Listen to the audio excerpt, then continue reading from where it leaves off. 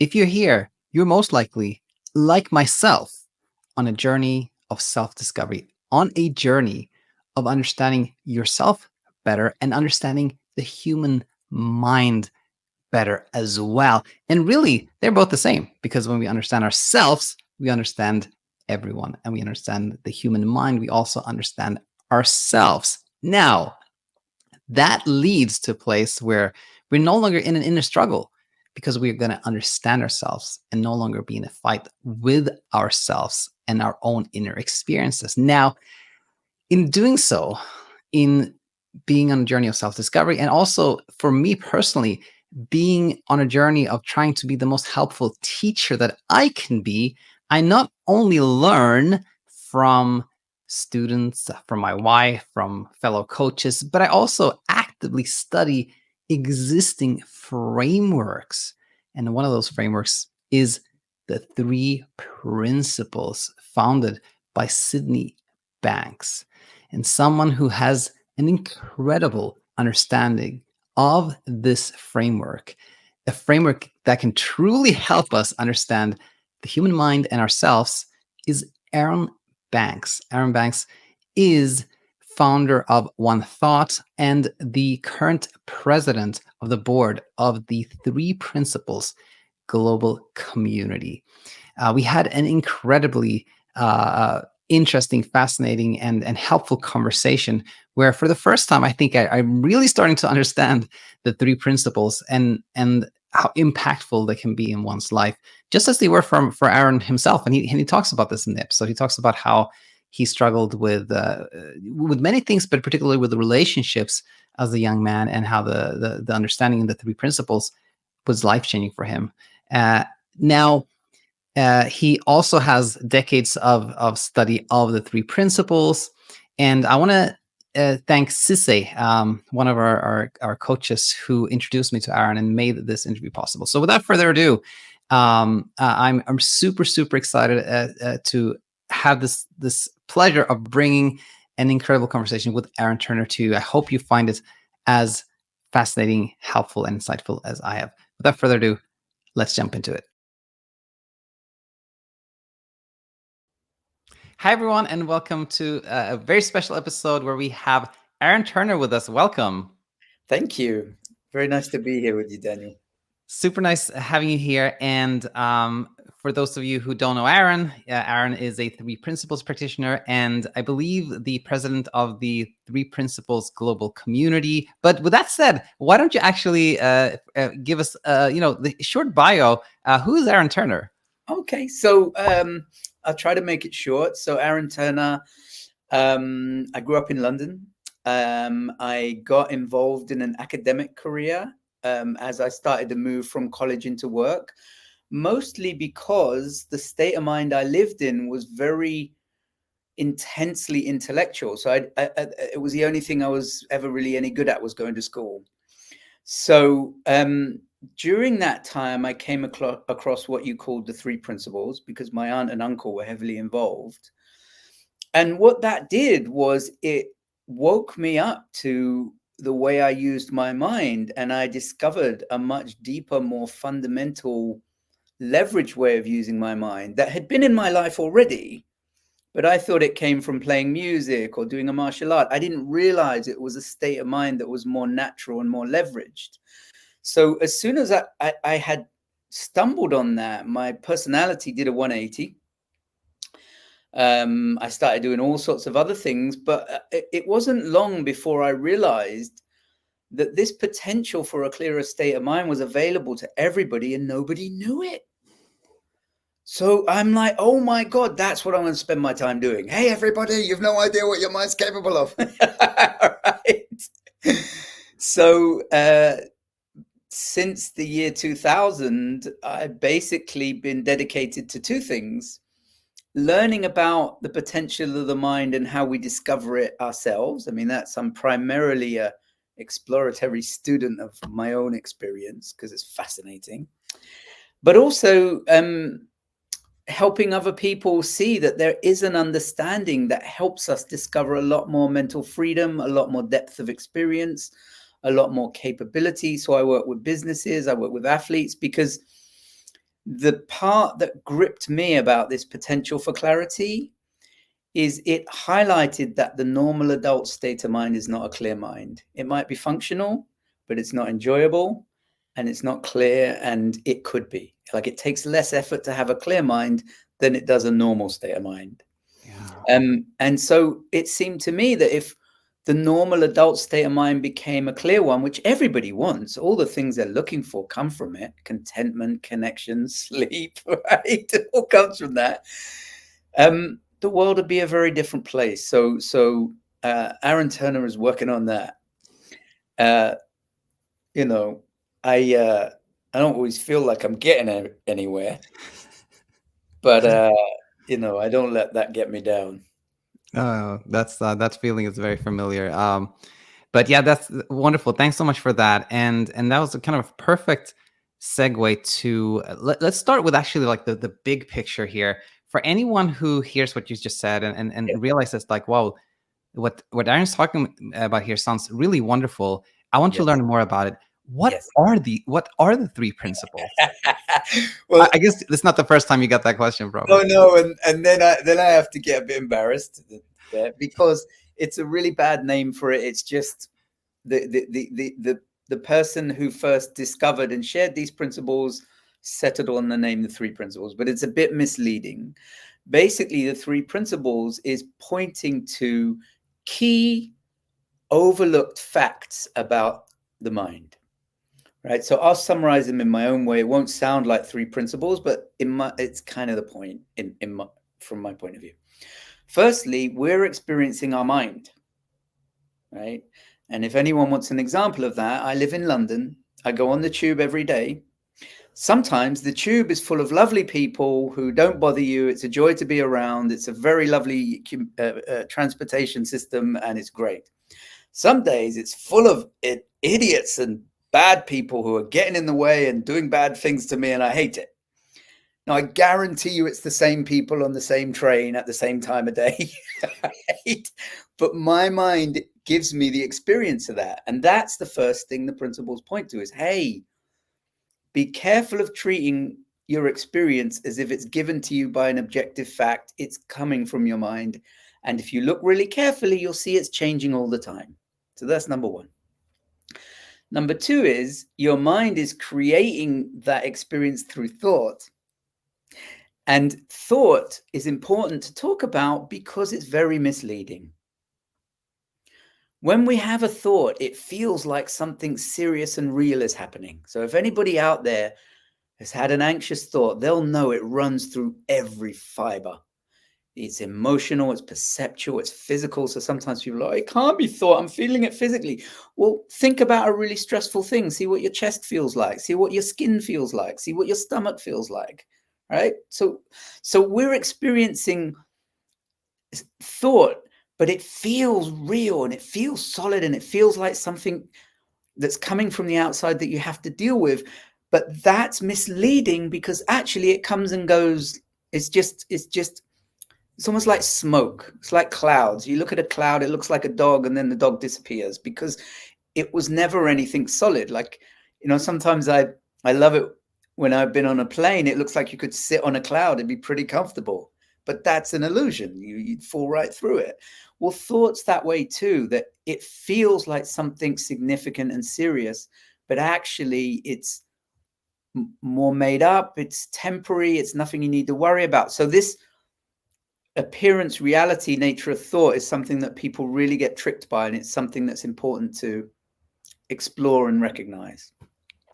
And the last part, I'm sorry, Daniel, I'm probably going on way too long, but the last part, which is the most powerful part, is the principle of mind. And what that points to is, regardless of the ups and downs of our thoughts, there is a profound underlying intelligence and richness of feeling of well-being that is in the nature of the mind. And just as a quick illustration of that, if you take anybody, no matter how they're suffering, no matter how long they've been suffering, and you dunk them in an ice bath and they lose concentration, they will come out feeling better, because our suffering comes from the creativity of thought.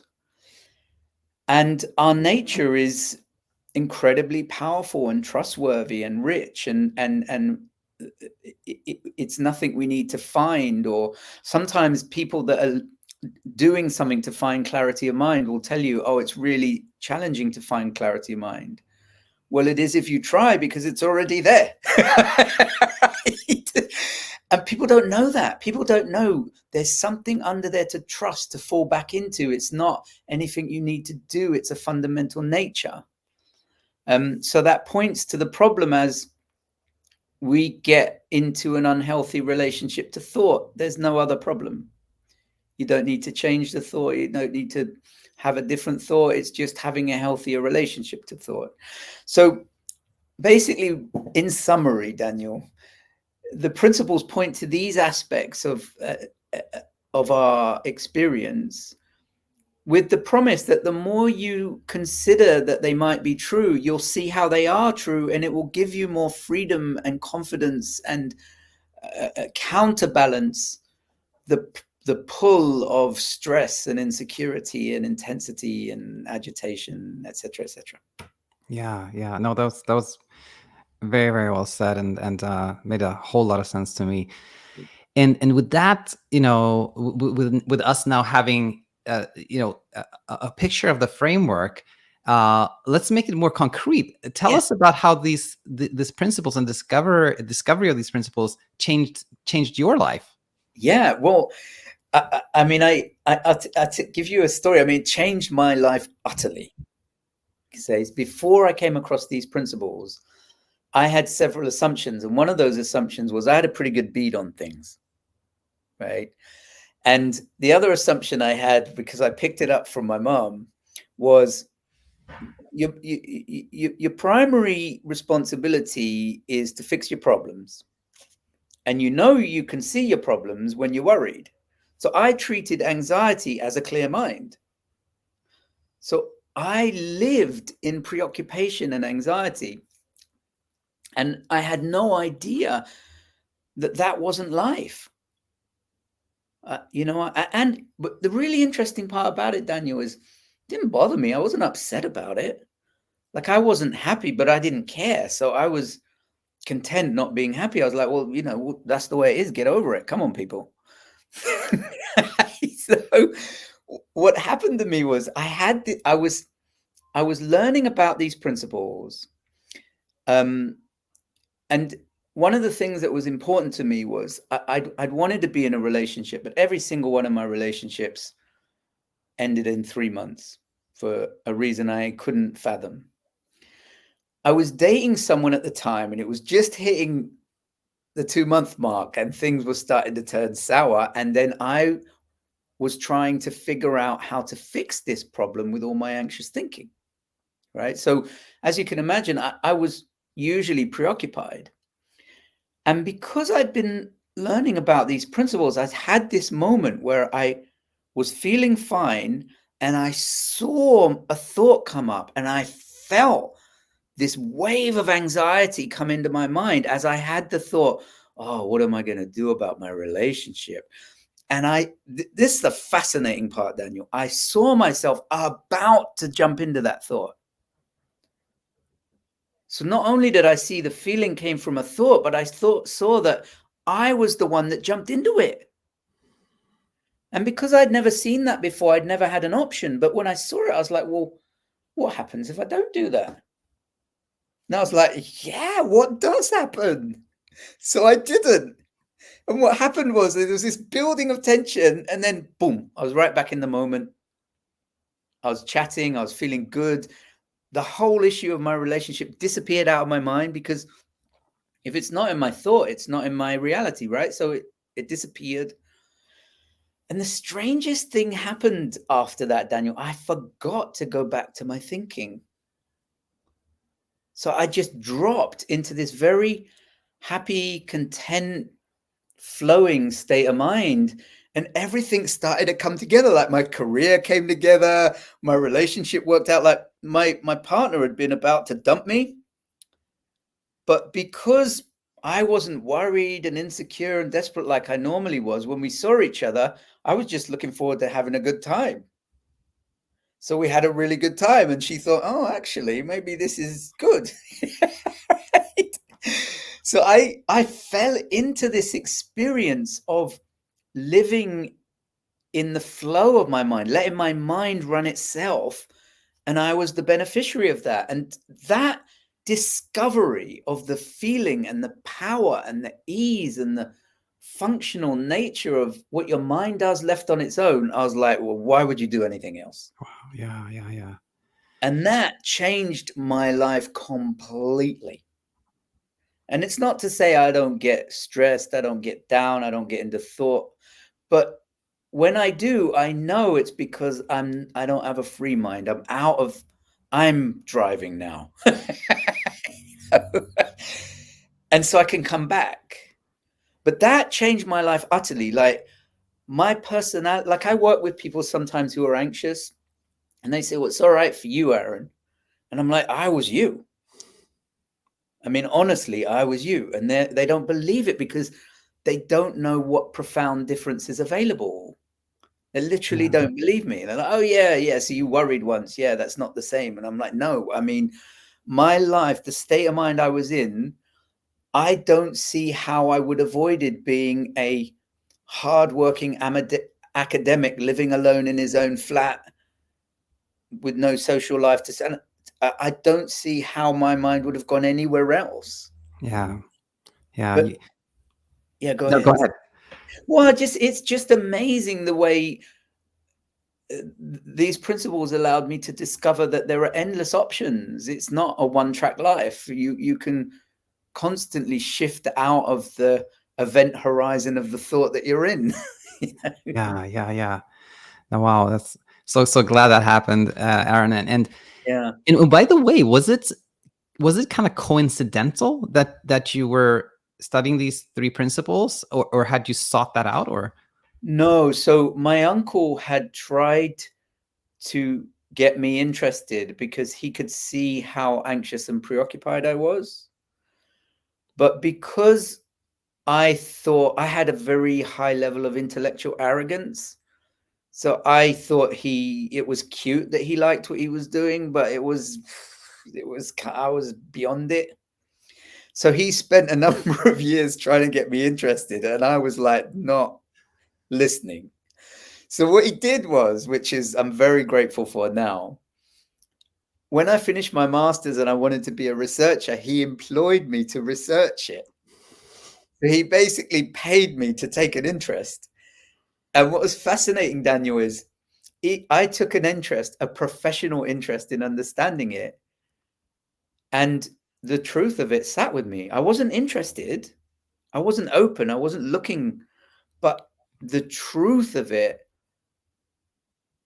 did something for me, even though all I did was just be interested in, well, what are they actually saying then? What's their point? Right. That's very interesting.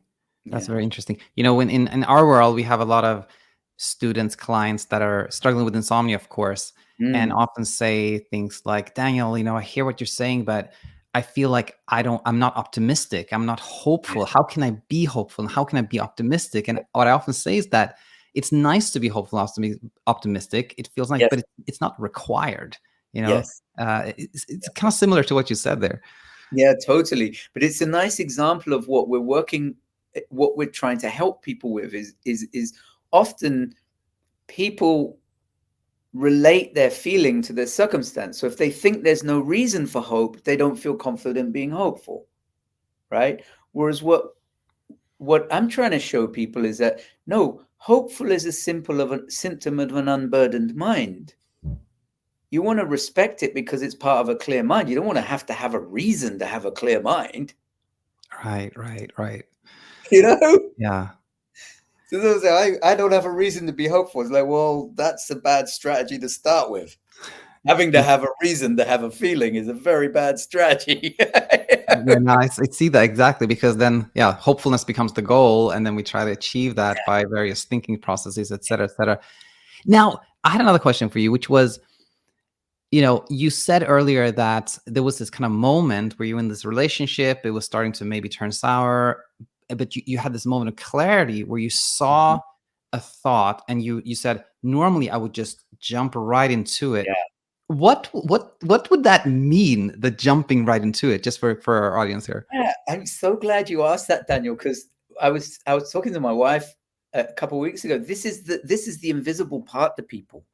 Once people are willing to consider that what they're experiencing is thought, the next thing that happens is they feel victimized by the thought, because they say, well, I have this thought and it's making me feel this way, right?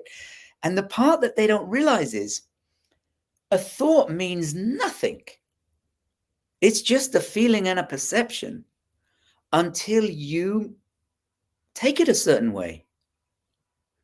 And while we don't have I don't think we have the freedom to determine what thoughts we have. It's completely up to us how seriously we take it, what we make of it, whether we spend 2 minutes thinking it or 20 minutes thinking it or 7 years thinking it, or you know what I mean? Yeah. Yeah. So if I kind of paraphrase here, you had a thought, something like, what if this relationship ends now, or something like that. Mhm. Jumping in, to me, the way I hear it or think about it would be something like arguing with that thought, like, oh, but that can't be true because of Yeah. this, or yeah, if that Yeah. happens, then I'm going to do that, etc., Yeah. etc., something like that, right? Well, what it would have looked like in that moment, Daniel, is I had the thought, oh my God, what am I going to do with my relationship? And jumping in would be basically jumping in starts with, yeah, good point. Then all my thinking is based on that thought. Oh, yeah, good point. She's not liking me. What am I going to do? Maybe I should call more often. And that didn't work last time. And but it entails me thinking within that feeling and within the reality of that perception, as opposed to, oh, what am I going to do about my relationship? Whatever. And I give you a really funny example that people will relate to. Let's say I'm sitting here and I have the thought, oh, I'm hungry. Just having the thought would be, oh, I'm hungry. And then a minute later, I won't be hungry because I'm talking to you. Jumping into the thought would be, oh, I'm hungry. Oh my God, I'm more hungrier than I thought. What am I going to eat? Well, I had cheese for lunch, so maybe I should have something else for dinner. How long is this call going to be? Because I'm hungrier than I thought I was. I won't be able to eat. I wonder if I sneak something, if Daniel will see me chewing. That would be jumping into it. Yeah, no, that makes total sense. And now, this realization that our experience on planet Earth is basically made up of thoughts, or how we interpret circumstances at any given moment. I think a fair amount of people can have buy-in to that, and can see the truth in that. Mhm. Now, the follow-up question, for like the kind of logical follow-up question that so many people have then, is like, well, how do I change my thoughts? Yeah, yeah. What is your take on that one? Well, when I was researching this understanding, my uncle asked me to compare it to other psychologies. So one of the things that I saw was that in every psychology that addressed thought, they had an approach to dealing with troublesome, painful, dysfunctional thought. And what I realized was the underlying assumption behind that is thought's not going to solve itself. You know, like when you have a kid and you say, well, this room's not going to tidy itself, right? Well, that was the assumption they had about thought. Thought's not going to tidy itself, so you're going to get to work. And what fascinated me about the principles was it had a completely different assumption. And the assumption was thought is going to solve itself. Thought does solve itself. If you leave a thought alone, it goes in one ear and out the other. It has no life of its own. It can't be a problem on its own. It's the way we relate to it that makes it a problem. So what I got from that is, wow, you can have a healthy relationship to any thought. You can have a healthy relationship to a dysfunctional thought. And I found that was true when I'd work with people. So I work with someone that's in an anxiety disorder, and I say, well, look, why are you taking anxiety so seriously? And they're like, are you joking? That's what you got for me? I'm like, yeah, I know, but they like, do you know how uncomfortable anxiety is? So I thought to myself, well, they must have other uncomfortable thoughts that they have a healthy relationship to.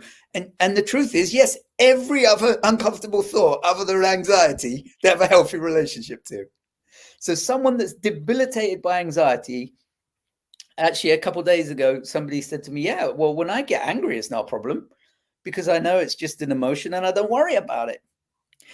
Now, if I speak to someone with an anger management problem, they don't see anger that way and they don't think it's possible. But anxiety, Exactly. Yeah. No, right? exactly.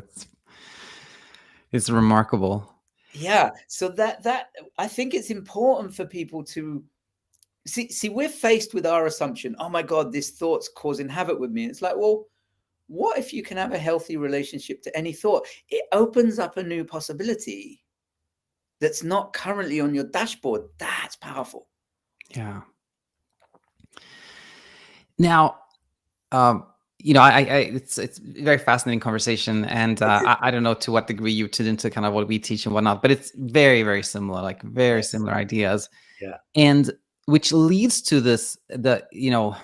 one of the most difficult questions for me to answer is the one that kind of flows from our conversation so far, which is when people see the wisdom of this, they say like, okay, in many psychologies, psychological frameworks, they say like, okay, if you have a quote unquote negative thought, you can challenge it or you can try to change it like step by step or do something with it, which Mhm. I believe, just as you said, that's very tricky because in a sense, then you are jumping in a sense, you are like, engaging with it, et cetera, et cetera. Yes. So what is more helpful is to, let the thought be Yes. and let it kind of self-resolve, if you will, do nothing. And Mhm. then, of course, people ask the question, but how do I do nothing? Like, Yeah. how do I not do anything? And Yeah. I don't know if you have some nice analogy or thoughts on that one, because I get that question all the time. I do. Well, you know what's been fascinating to me, Daniel, it's lovely talking about this, but what's been fascinating to me is people are always asking what to do with the thought. Whereas what I've discovered is the thing that changes what you do with a thought is how you understand it, right? So if I talk to someone who wants to do something with a thought, and I really talk to them about how they understand thought, they're basically frightened of it in some way. And if someone's frightened of thought, they don't understand how harmless it is. Remember that how it feels and what it really is? It feels serious and dangerous and threatening, but actually it's a trick of the mind. It's an illusion. It's just the energy of the mind in a frightening form. It's it's like a movie rather than a documentary, right? So I tend to talk to people about the nature of thought. And what's really interesting is once they start to consider it might not be dangerous, they stop thinking they need to do anything with it because Right. they're happy living with it. Yeah. That's very, very nice. So it sounds like, when you're working with clients, that you really want to give them like a full understanding, if you will, teach them the entire framework, and then things kind of settle by themselves, which is very similar to my understanding. Like what I hope for everyone that works with us is that they essentially become their own coach. And that's like, we don't really see necessarily a big difference between like a coach or a student. Like everyone can learn everything, right? And then things settle by themselves. Is that similar to your way of Yeah, thinking? I love that. I mean, I'm so with you on that. I think we're both the same. It's like to me, when I feel exactly that way. I feel anyone can understand it, and if they understand it, they don't need a coach because the only problem is we get lost in our own distorted thought. But if you understand it, you can help yourself, right? And Yeah. I really, I mean, I just think what you said is great. Yeah, I really, really resonate with that. Really resonate with that. Super nice. Okay. I think this was a very, very nice conversation. I think I'm sure it's provided a lot of value for our listeners. And now I thought we can talk about maybe a little different angle, which is sort of the organization around the three principles and the work you do there. So uh, you, I think, are part of training practitioners, correct? And is that under the 3P Global Community umbrella, or talk a little No, bit about that?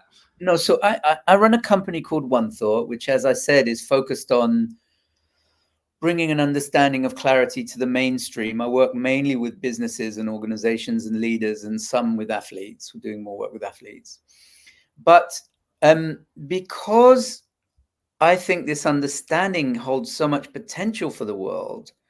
And because I've kind of been I'm very grateful for the range of experience I've had. Like, I've worked with all sorts of organizations and groups. I've worked as a counselor, as a consultant, as a mediator, as a in all these ways over the last 24 years, that I feel like I have a big contribution to make to helping other people that want to work this way. So I run two, you could say 2.5 practitioner programs, one for aspiring practitioners that want to get the foundation, and one for people that have clients. It's like a professional development group. And then I do an annual professional retreat. But it's my way of sharing the power of what I've learned that allows me to look after myself as a practitioner and grow from the work that I do, right? So, and I want everybody to have that benefit. So I'm trying to pass it on. Yeah. Very, very nice. And what is the 3P global community? What is the work of the 3P global community? So the 3 principles were shared by a man called Sydney Banks, based off, he had an insight, and you can see his materials on sydneybanks.com. When he died, he asked the people that were working this way to form an organization to try and keep the intended purity of the principles alive, not as a dogma, but more like, if you look to those 3 principles as a complete understanding, it will challenge your thinking in a way that keeps helping you. But if you don't, and you add other things and you don't keep looking, you only go so far. So kind of the true potential of it gets lost. So he asked that organization to be formed, and I was kind of a founder member, and that's the 3PGC. And the goal of that organization is to represent the principles as a standalone understanding, and Sydney Banks's work as a primary source in understanding it, and to just support and champion that in the world. Yeah, that's very, very nice. Now, I have another question for you. And this is one of like my personal like $1 million questions, which is the following: that again, talking to you, I see like a very, very similar understanding to what I've come to see as the truth.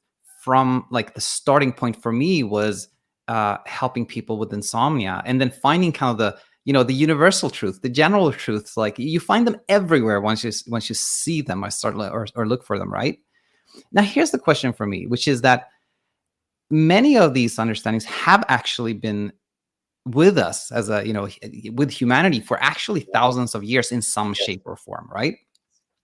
But if you look at what is the mainstream understanding, it is very different. And I would say like the prevailing mainstream understanding of how to meet, let's say, inner struggles is very different from the way we see them.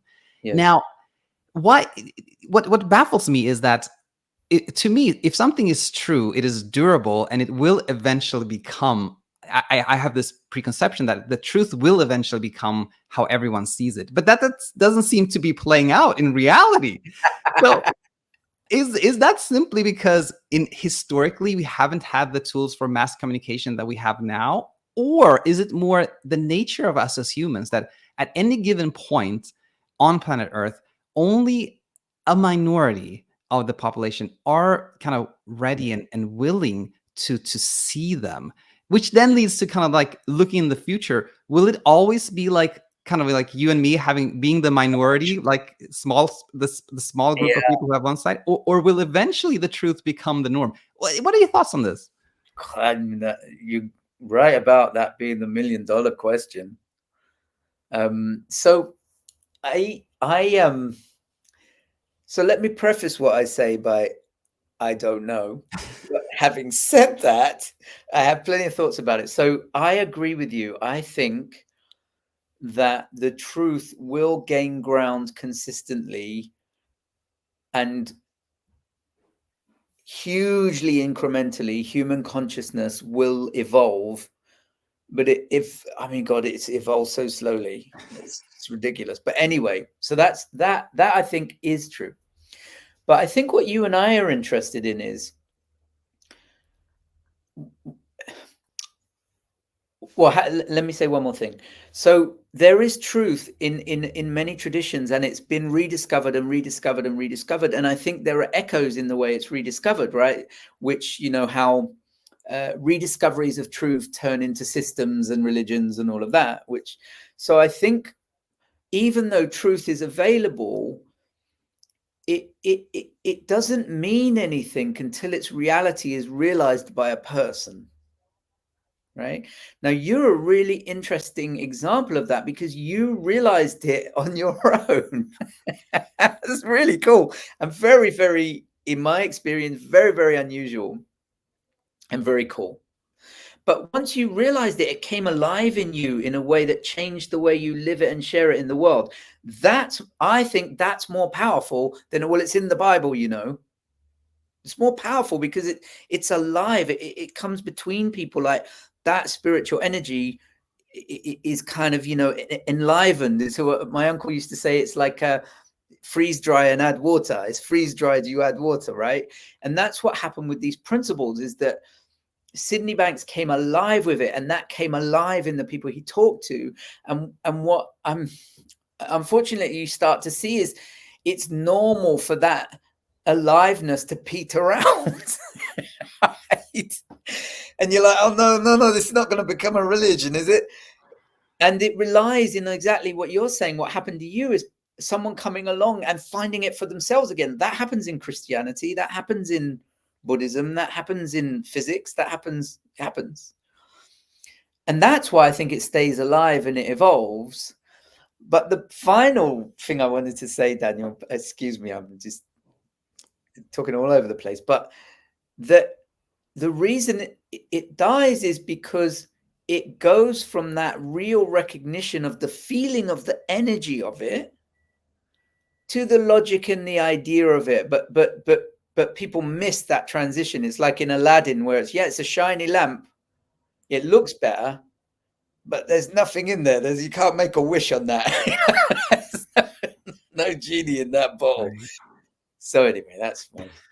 Yeah. No, super fascinating talking with you about these topics. And, you know, another, like, maybe kind of similar topic is there are many books that have been written that I think have been like bestsellers and have had a great amount of truth in them. But I see the same thing, that like people read them and are fascinated and see like, wow, this really applies to me, but then eventually close the book, and then things kind of return to normal for them.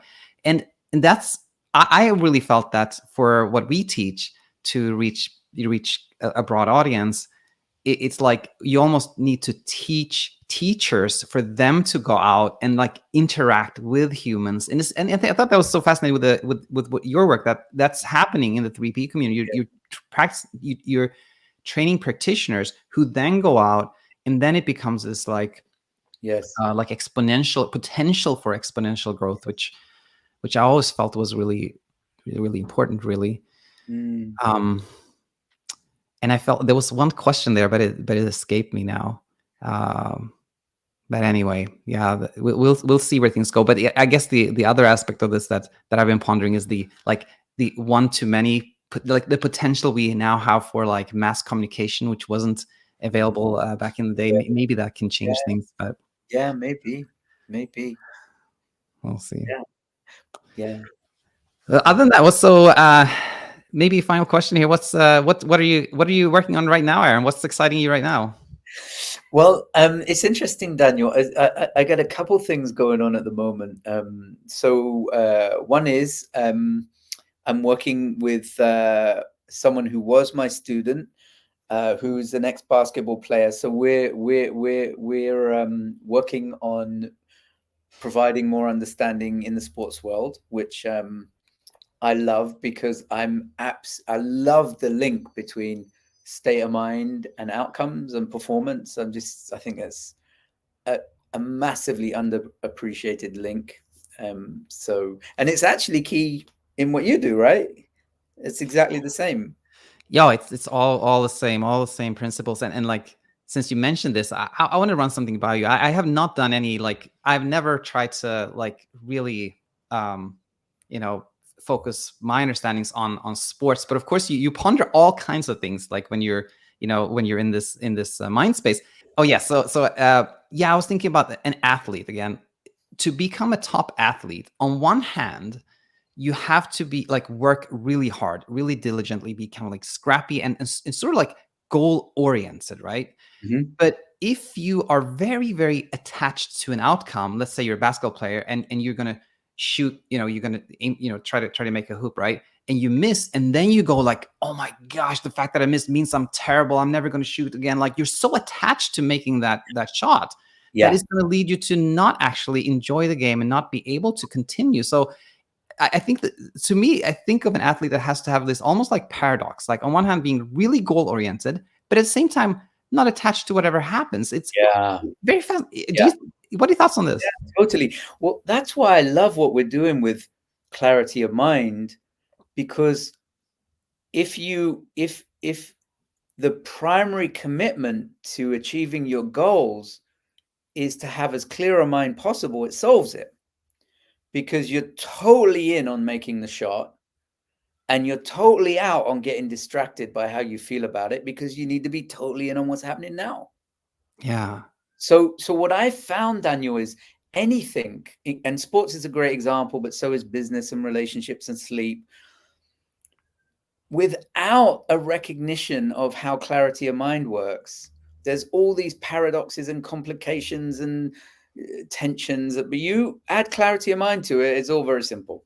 yeah, It's very, very simple. If you have clarity of mind, it's good. If you don't, you're not good. And that goes for everything. And they say, well, what about feeling like you made a mistake? Well, if you feel bad and you're ruminating, you're not doing your best, because you're buying into your own disturbed state of mind. yeah, So you're going to have to pay the cost.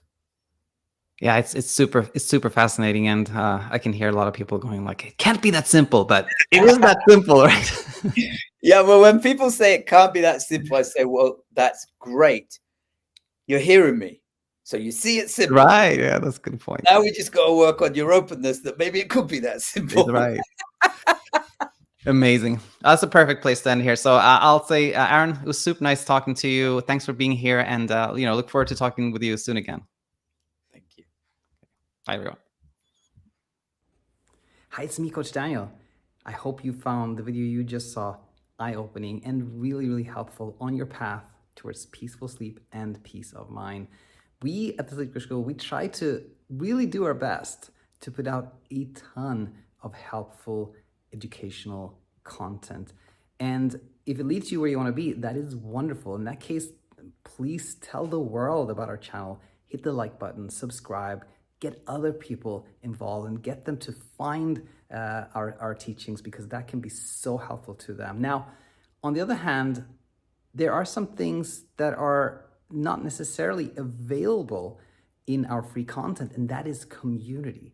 Leaving the struggle can be quite a lonely journey. You can feel quite isolated.